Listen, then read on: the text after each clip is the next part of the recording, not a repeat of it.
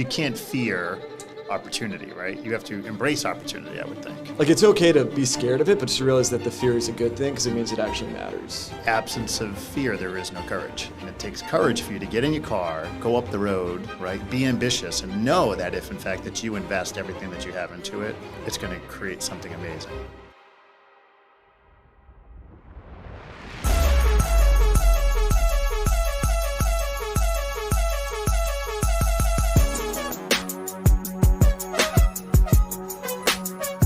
Welcome to Take the Power Back, where ambition meets opportunity. I'm excited today to be able to introduce you to John Scrifinny. John, welcome. Thank you. Yeah. Excited to be here.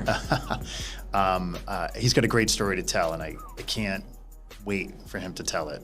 I've got to watch John come right out of college and turn into a superhuman that has aligned values, very serious about his goals, and has had amazing amounts of success in a very short period of time. So first, John, congratulations to you. Thanks. Yeah, it's been a fun ride. And it's only getting started, my friend. That's right. Yeah. Well, so why don't we start off? Why don't you tell us a little bit about upbringing, background? You know, how'd you get to where you are today? So John Scrifinny. I was born and raised in Colorado, just a little suburb called Littleton. I'd say like pretty standard life. You know, just played sports, like playing basketball.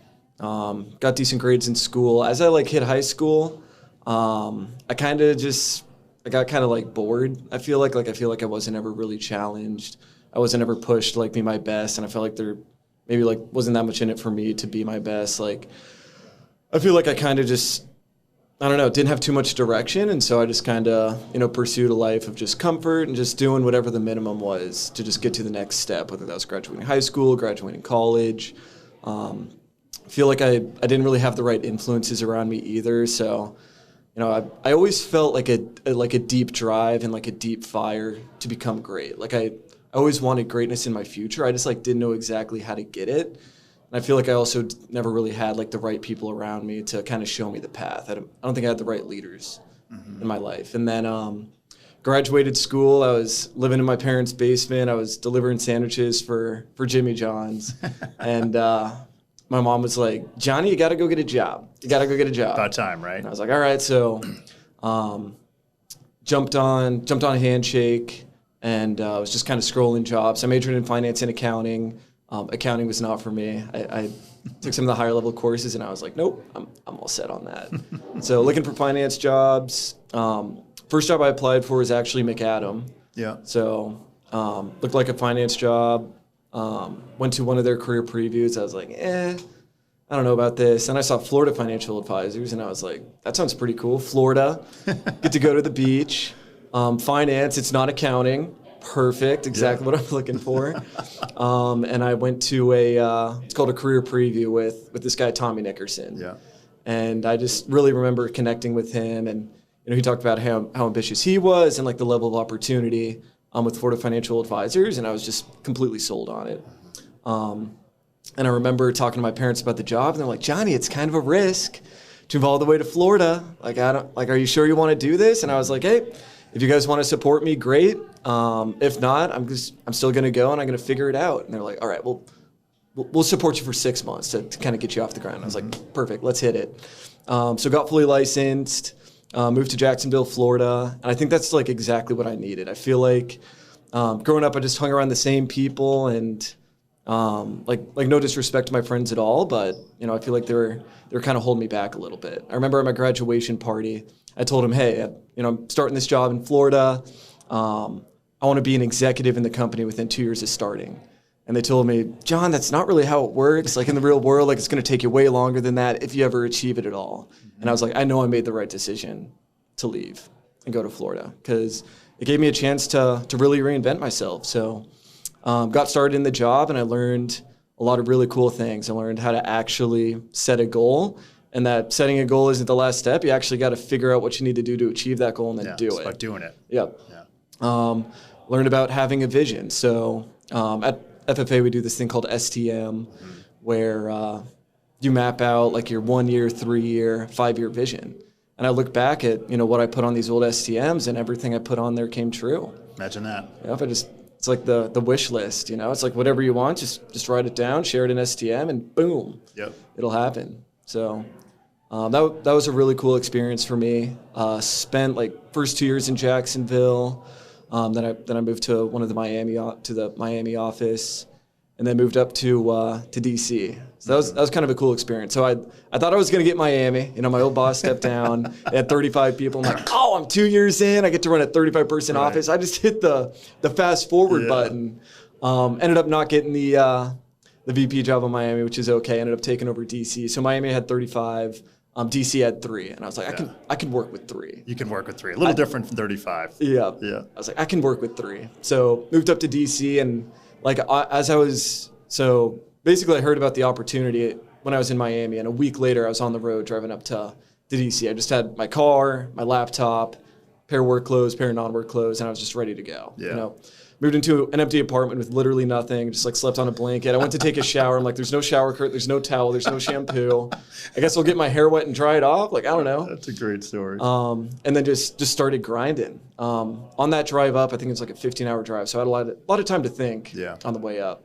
And as I was driving up, I was thinking to myself, like, there's not a guarantee that this is going to work out. True, it never is, right? Yeah. But it wasn't something that scared me. It's something that excited me. Like, this is actually something real. Yeah.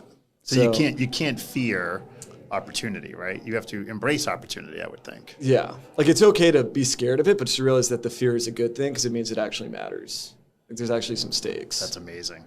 My dad was a pastor, and he used to say, we used to do ministry work, so we'd get on the bus and we'd go to the inner city to hand out Bibles, basically. Yep. And he would stand up in front of the bus full of people from the church and say, "Is anybody afraid?" And we would say, "Yes." And he would say, "It's okay. We go afraid." So we still go, right? Absence of fear, there is no courage. Right. And it takes courage for you to get in your car, go up the road, right? Be ambitious and know that if, in fact, that you invest everything that you have into it, it's going to create something amazing. So let's talk about that. So what happened? Yeah. So drove up to DC, and I just started working it. I remember telling myself, like, there is no way that I'm going to fail at this. Like, and if I'm going to fail, I'm going to fail being the first one in, I'm going to fail being the last one out, and I'm going to fail grinding harder than everybody else when I'm there. Yep. Like, if I'm going to fail, I'm going to fail doing what successful people do. Amen. Amen. And so if you look back now, I'm kind of glad I didn't take the Miami job. I think Miami has 39 advisors now, and we got 40. So yeah, and you probably beat them in production next. Probably beat them in production. Yeah. I remember a year later, we 1 year after I started, we outproduced them for the quarter. I was like, this is pretty cool. Yeah, it doesn't suck, right? Turns so out let's back up a little bit, right? Yep. So you tell your mom, I'm going to go take this job. I'm going to go move to Florida. I love your mom, by the way, as you know. Yep. Was there ever the push from them to be like, why don't you go take a salary job? Accounting, you have an accounting degree, right? You can get a really stable $50,000 a year, secure job, grow corporate ladder. Was there ever a push towards that? Definitely. I remember having a conversation with mom. She's like, your older brother, he talked to our neighbor and he works at Charles Schwab. Maybe you could, maybe start at Charles Schwab and have a salary coming in. And that just made me want to throw up in my mouth a little bit. Too rebellious. I'm all good. I'm all good. Like, I want to go somewhere where I'm pushed, where I could be like, to be an executive at Schwab, you probably got to be there for 30 years, or it's just impossible. Here, my vision was 2, and it took 2.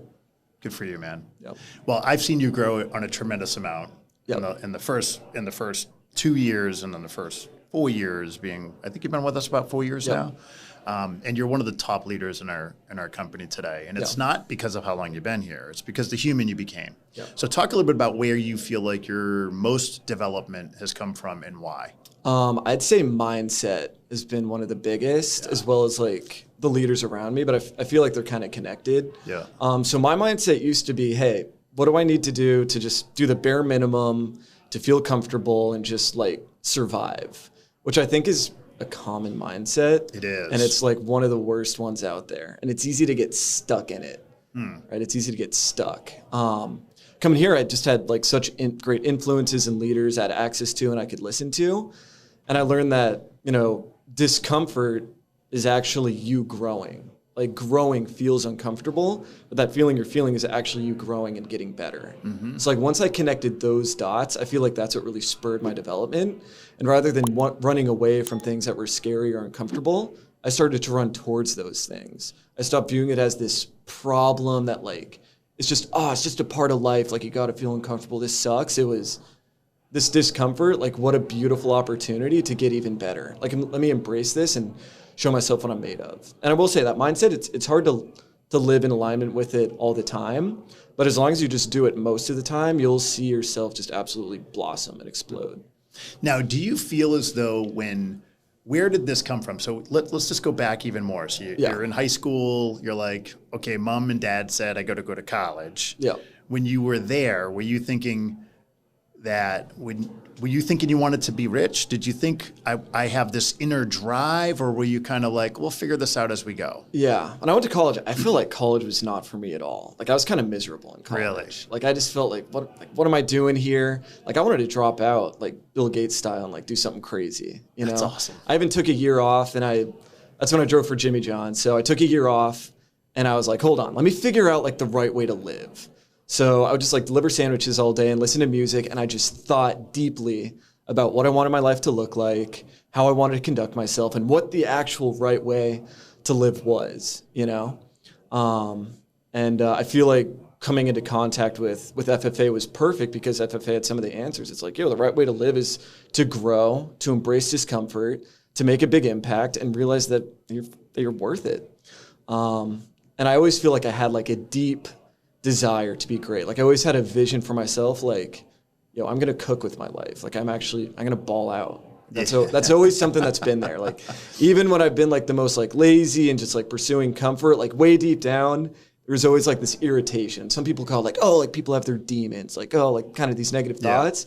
It's like, without the demons, I would have stayed on the couch. I wouldn't have done anything. It was like the irritation to my spirit wasn't a negative thing. It was like my ideal self being like, dude, wake up. It's time to get up. Yeah. Yeah.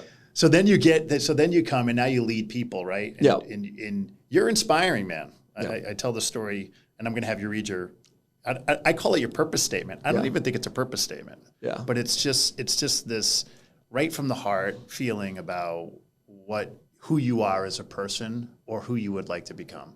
Right. Yeah. And that's what I heard you just say, which I think was fascinating, is sometimes that feeling that you get that's like a little bit, I want to call it depression, right? Yeah. Is actually an itch or an irritation that lives inside of a lot of young people. And really what it is because you're not achieving the things that you're actually capable of. Yep. It may manifest itself as something different than that, but it's not. That's all it is that when you start to achieve and feel confidence and success, that'll blossom out and that itch turns into ambition. Right. So talk a little bit about how you lead people today, right? What is it that you do to get that itch to turn into ambition? Yeah. I try to ask the right questions. I think why is like one of the most important questions you could ask somebody, right? So sometimes I'll have like a one-on-one with an advisor, and I'll be like, why do you show up to work every day? And they give me an answer. And I'm like, well, why? And they give me another answer. I'm like, well, why? And I just keep asking until I get to the root of it. And then I'm like, all right, here's some tools, here's some mindsets, here's some perspectives on how you can capitalize on that why and actually, ball out. I would also describe why as like somebody's mission. So like I try to help people write like a purpose statement or like a personal mission statement. So like for me, like my personal mission statement is to achieve significant personal growth so I can contribute to the world and its people. Amen. Like I found like the best way to make a contribution isn't to go out and help people. It's first become an absolute beast and then go out and help people, because you'll be able to help way more people in a much more profound way. Yeah, it starts with you, right? Yep, starts with you. You can't help people to become a better version of themselves unless you were trying to become the best version of yourself. Yep, it's inside out. It starts with addressing that irritation to your spirit. Oh, I love that. The irritation to your spirit. Yeah.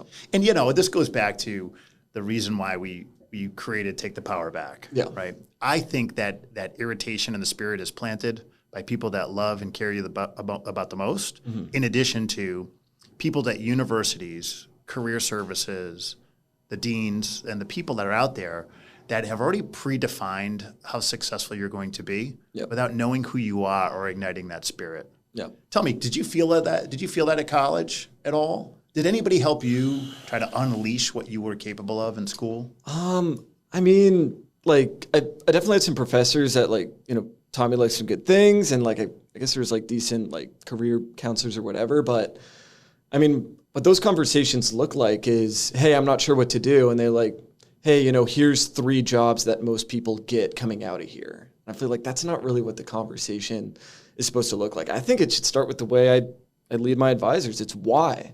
What's your mission? What are your values?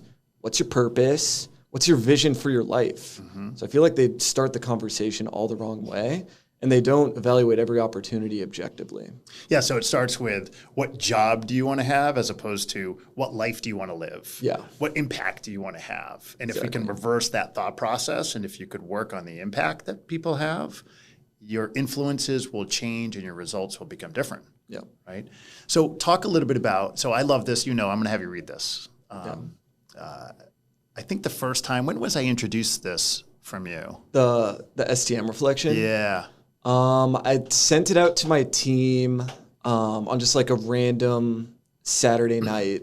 And you're tagged on all the emails I send to my office. So that's probably the first time you saw it. And I just got a reply from you. You're like, dude, I love this. Oh my God. It's so incredible. It actually brings a tear to my eye. Like it was like, what the hell?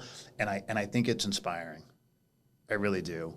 So talk about how you, like, where'd that come from? Let's say you're sitting there and you're just reflecting. Yeah. And what I love about it, it's so raw, right? And it's not perfect. It's just an affirmation of your potential ideal self. Yeah. And explaining who you want to be in a few paragraphs. It's incredible, right? Yeah. So how did it come about? So what's your thought process here? Yeah. So Friday we had STM, and I'd like gone through like everybody's witty whiffy, like what they want for themselves, their values, their vision, their mission, the goals they set for themselves. And like what I found is that a lot of people can sometimes set the same goal. Like, oh, I want to be successful. Yeah. I want to be rich. I want to be financially independent. Like I want to be really good at what I do. But people with the same goal, they don't have the same results. Yeah. Right. It's the systems, it's the behaviors that drive the result. So I was reflecting on them like, hey, all these people in my office, like they have these big ass goals for themselves. I feel like I've achieved what they said they want to do already. What did I do that separated me from the pack? What did I do differently from the people I started with? What do I do differently? And that just kind of got my mind thinking. Then I was like, well, hold on, let me write this down. So read it. Okay. Would you do it? All right. So I asked John to do this. And I appreciate you doing this every time you do it because I know it inspires a lot of people. Yep. So I basically asked myself the question, like, what made me successful? I was trying to develop my conscious competence, not only being good at something, but also knowing why I'm good at it and being able to transfer it to other people. Right. Which is incredible. Now, some of this stuff is specific to your job and role. Yeah. Right. So it's managing your self-talk and your vision. Yeah. Right. But I want you to hear, for anybody who's listening to this, I just want you to hear the raw beauty in what it is. Do you want me to just say it exactly how it is? Just read it out, brother. All right. Sounds good. I'll just read I sent it out in an email. So I said, hi guys, to wrap up STM, I decided to make a list of what it is that I do that I think has made me successful. Period. Here's the list. I love it. I have a vision. I have clear values. I have clear goals. I've identified the key activities associated with achieving my goals, and I do them consistently. I don't give up. I fight for business, even though it feels completely hopeless. Beautiful. I'm always sharpening the saw and getting better, whether it's meetings, follow-up calls, leadership, organization, time and energy management, product knowledge, objection handles, etc. I call the people that I do not want to call. Amen. I take good notes and I review them regularly. I have a good handle of what products I plan on selling going into the scope and during the pre. I understand the product lineup well. I don't have strong opinions on products. I don't feel bad for selling annuities because I know that I'm helping people. I don't feel bad for earning commissions because I know I'm helping people. I carry myself like a professional with the way I speak and the way I present myself. I don't use filler words on phone calls, in meetings, or in regular conversation. I have good objection handles and I use them. I make sure the prospect understands what I'm saying, even if it takes multiple attempts. I pause to allow the client to digest information in meetings. I don't get discouraged when it feels like meetings aren't going that well. I ask for the business repeatedly, sometimes over 10 times. I build my self-awareness through playing the Freest game.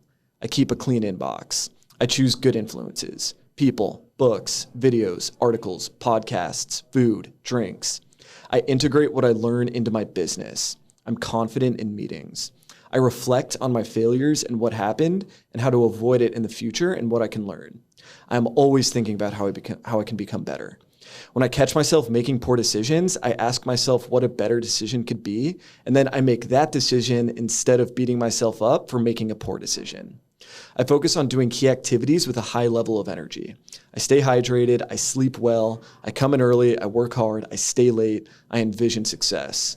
I accept and embrace discomfort. I take my values seriously. I take advice from positive performers. I meditate, I work out, I put myself in uncomfortable positions where I could be laughed at or fail, and I do it anyway. I read constantly, I reflect on where I need to improve. I take action when I don't feel like it. I know where I'm headed and why. I'm sold on what I sell. I celebrate when I make progress. I forgive myself when I fuck up or make mistakes because that's a non-negotiable aspect of being human. I focus on what I can control. I ask for help constantly. Jason, Doug, Tommy, other VPs. I prepare emotionally, mentally, spiritually, and physically. I take pride in my work. If my name's on it, I want it to be excellent. I do the right thing when nobody's looking. I focus on making progress rather than doing things perfectly. I live days worth repeating every single fucking day. I study and develop moral and emotional competencies since they are the differentiators. I work on the weekend. I value people telling me no because it means that I'm asking for what I want, and the only way to get what you want is to ask for it, and being told no is proof you're doing the right thing and asking for what it is you want. I don't cut corners. I'm competitive as fuck. I sleep really well. I studied what it takes to sleep well, then implemented it. I don't take no for an answer. I try not to complain. I don't worry about things outside my control. I'm mentally tough. I accept obstacles and objections are on the way and not in the way. I define and envision who I want to be and then try to act like that person as often as I can. I envision my wildest successes and push towards them each day. I just fucking want it. I just fucking want it. At the end of the day, I just fucking want it. It's a mic drop, man. Let's just put that boom right there. And the punchline of that is absolutely just incredible because you fucking want it and you deserve it, right? Now, what's interesting about that, there's just so much to unpack. It's so powerful, number one. So first of all, thank you for sharing that. But talk about is because you write it on paper and because you tell everybody, you don't live that life every single day, right? So what do you do when you're not living your life that every day? First, I try to recognize it and like notice it and become aware of it and be like, John, you're not really doing what you're supposed to be doing. Just wanted to let you know. Like the first step is always self-awareness, right? So first thing I do when I'm like not really living the way I want to is I become aware of it and I accept it. Yeah. Because I think a lot of people when they don't live the right way, they make excuses, they BS, they lie to themselves about it. Well, they rationalize. They rationalize is terrible. Yep. So, and again, that's something that I used to do. But like now, like I accept it and I address it. And I also don't really beat myself up for it. It's like, hey, a little bit out of alignment right now, but I've done it before. I'm going to do it again. I'm doing it right now. Yeah. I'm not going to beat myself up for it. Let's just try and fix it. Yeah. Right. So, and then I'll do what I can to fix it. I start by just reflecting on my values. It's like, first value is family. Like, when's the last time I called my mom? When's the last time I called my brothers? Like, if things are like kind of out of whack, like, let's start there. Yeah. Then I reflect on my value of faith, just believing life is a good thing. It's going to work out. And I just remind myself, like, hey, even though maybe right now I'm not doing the best, I think it's gonna work out. Call me crazy. I think it's gonna work out. It will. I think every successful person has had moments where they're like, shit, this isn't going that hot. Yeah. It happens all the time. Yep. I'll reflect on my value of integrity. It's like, hey, if I don't feel that good right now, am I keeping commitments I've made to myself and other people? If not, let's work on getting those commitments kept. Yeah. So I think starting with just like reflecting on your values and who you are ideally, and then identifying gaps, it's like one of the best ways to get back in sync. And if you don't take action on it right away, that's fine, but at least be aware of it and accept it. Because eventually you're going to be like, all right, let's fix it. That's incredible, dude. That is incredible. So you talk about the Freest game. Yep. I know you know this very well. Yep. Most people probably don't know what the Freest game is. Yep. They're probably watching this. So what is the Freest game and how do you play it? Yep. So the Freest game is a self-awareness exercise. So I would say successful lives are predicated on having successful relationships with other people. And I would say that successful relationships are really dependent on how well you manage yourself. Right? Like if you don't have a good relationship with someone, they have good relationships with other people. You're the common denominator of the bad relationship with that person. Right. You got to look in the mirror. Yep. So got to manage yourself well. Managing yourself well comes from just making good decisions. Making good decisions comes from self-awareness, being aware of what a good decision even looks like and what you're currently deciding to do. Yeah. So what Freest game does is it hits the foundational little seed that'll blossom into an effective career, an effective life, being able to capitalize on your vision.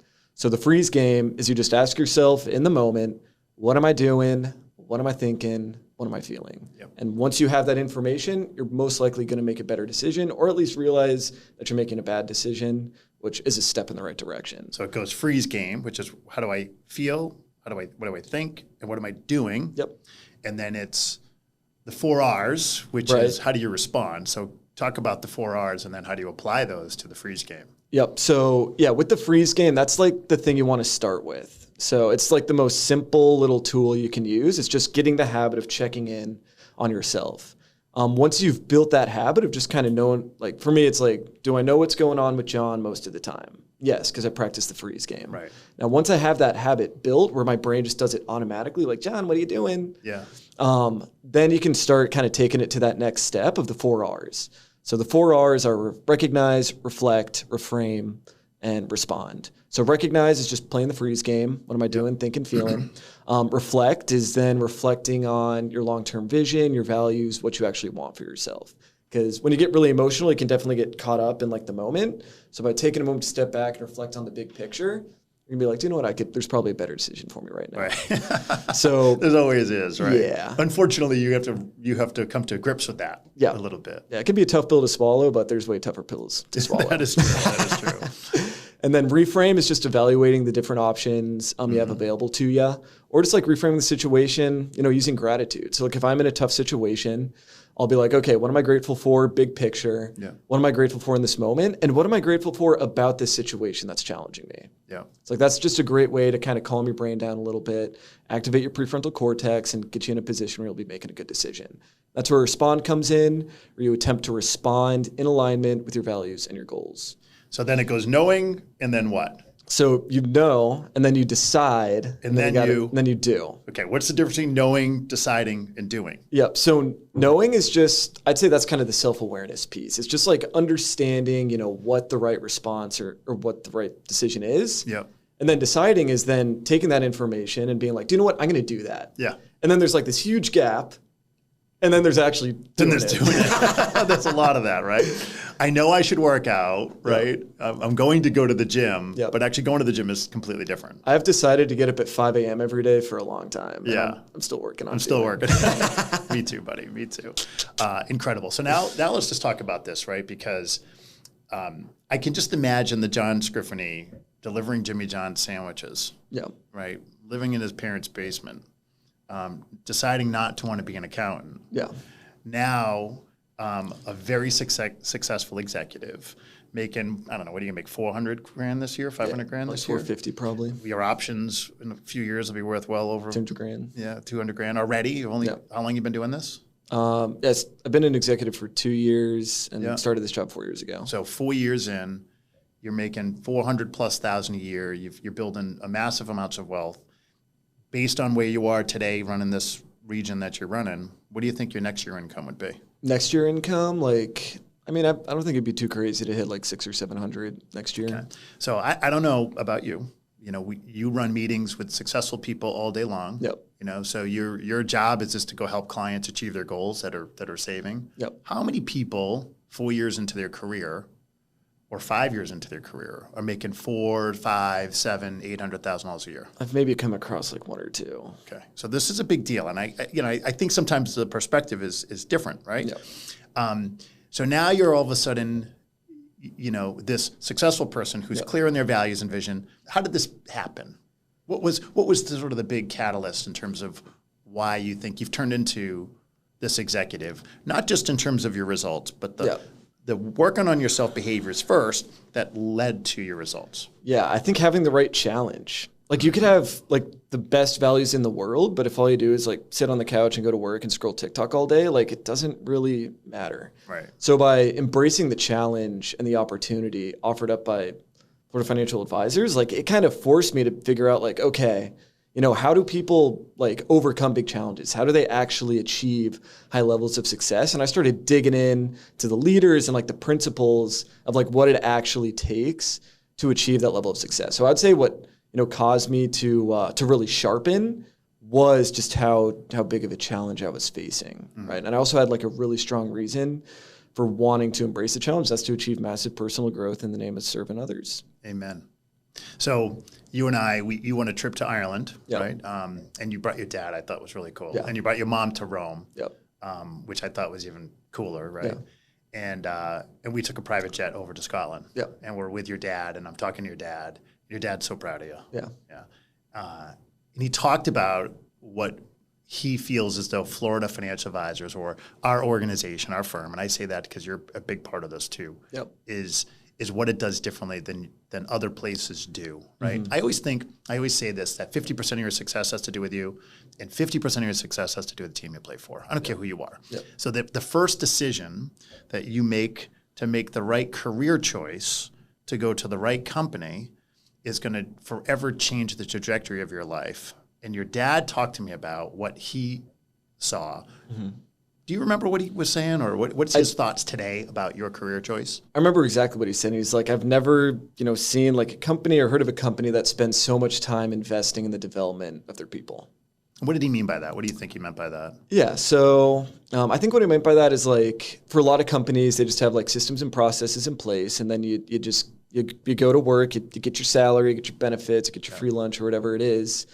And then you just kind of do what you're told to do, and that's that. I think what's a little bit different about here is like, yes, profitability is important for a company to succeed, and then providing great service to people is also very important. But the initial part of that is going to be the people. Yeah. So I think what's really cool about FFA is like, we're always looking through the lens of not, hey, how do we get more clients? It's through the lens of, hey, how do we make our people the best they can possibly be? Yeah. And let's just see what happens when we do that. Right. And that's really our mission, is to take people to the highest possible level in their current life. It's not just about clients. Yeah. It's about every single person that works there. We want you to become the best version of yourself. And you every day are living that, which I think is one of the coolest things from my perspective than when we see, what this can become for people. So what advice would you give, to a college graduate, getting out of school? I think of the person that we were talking about earlier, who lived in a lousy community, and they don't see and envision success, right? They're a little lost, Yeah. but they do have that itch, that demon that they don't know how to tag it. But you just tagged it really well. What advice would you give to these people trying to find the right opportunity in front of them? Yeah, I'd say like, if you're not kind of happy with like what your mindset is now, or like I'm saying these things, and you're like, oh, well, you had this, and this going for you that allowed you to achieve the level of success you had. Like, if you have that kind of mindset, I'd start just by kind of distancing yourself from the people around you. I had that great opportunity with Jimmy John's where I had a year where it was just me, my radio and my thoughts. And I was able to really just kind of think for myself. So I'd take some time, like, think for yourself a little bit and reflect on what you actually want your life to look like, how you want to conduct yourself as a person. And ask yourself the question, like, am I worth it? Like, am I fucking worth it? You're always worth it, right? Always but worth you have to first decide that. Yeah. It's always crazy. I always think like young people out of school today, you have to make a decision. You have to choose success over independence, right? Yeah. And you have to, in a little bit of a way, there's a lack of leadership in terms of what looks cool today is not going to look cool tomorrow. Yeah. I had like earrings as a kid, and my dad used to say I looked like a woman, and I was like, you don't know what you're talking about, Dad. And today I would never put an earring on, right? Or I had a mohawk as a kid, and I was like, this thing's awesome, and I'm going to wear this mohawk forever. I would never wear a mohawk. I can't today, right? So how do you get people to understand that don't invest in cool stuff, right? Or don't subject yourself to the people you hang around with to become average. Yep. To become extraordinary. What other advice would you give to people around that? Become aware of what you're saying no to. And what do you be mean by intentional that? about it. Yeah. So like when you're saying yes to like whatever the trendy thing is, you're saying no to living your best life. You're saying no to actually developing into something meaningful, right? And when you say no to like the trendy, popular BS that doesn't actually mean anything tomorrow, Yeah. you're saying yes to actually giving yourself a shot to live a sick ass life and, making your family proud. That is really, really powerful. That is really powerful. So what's John's future? Let's talk about what's next. I know you want to take over Florida Financial Advisors. You've made that abundantly clear. Yeah. And I said, you can have it, right? You just gotta go get it, right? Yeah. But what is your future? What do you envision? What's your 5-year income, career, life, ambition, goals that you have for yourself that you set out? And I know you do this all the time. Yep. So I'd say one big one is I want to become financially independent at 35 years old. Yeah. That's not so I can stop working. It's just kind of like a fuck you. Like, I'm 35. Like, if I never want to work again, like, I'm good. I can spend 10 grand a month. Like, suck it. Amen. That is so beautiful. Like, I think being financially independent at 35 would be sick. And then I think still outworking everybody else after achieving that, like, I think that's just kind of baller. Yeah. So that's definitely a big part of the vision. Is continue to grind, work hard, make a big impact, but also be financially independent at 35. That's beautiful. I'd like to make $1 million in a year before I turn 30. That would have to be next year. Could get close. Could get close. Could get close. Could get close. I mean, the compounding's starting to take over a little bit, so that's good. I'd say like another big one is I want to be a writer. I write every single day. I write one full like notebook page a day, either just like journaling about the day, like reflecting on success and like what it takes, just maybe just like writing through like what I'm feeling and what I'm currently experiencing. So I think it'd be cool to be a writer and get a couple books published. Nice. I think being like a motivational speaker could also be pretty cool. I think I might have a flair for that. So that could be fun. Definitely want to start a family someday. I want to get to the point where, I become such a good leader that everything just can kind of run without me. No matter what iron I have in the fire, it's just kind of cooking itself. Yeah. So that I have, full flexibility to spend time with my family, think about other, big ideas that I can capitalize on, and just kind of give myself, that true freedom. So, yeah. Well, John, this was absolutely incredible. Yep. Thank you. Thank you for being so vulnerable and being able to share like what you want and who you are and the goods and the bads and everything. And I can't be more proud of you, man. Yeah. So your success has been epic. Yeah. And I know it's going to continue to go there, right? And looking forward to you taking my job. Yeah, baby.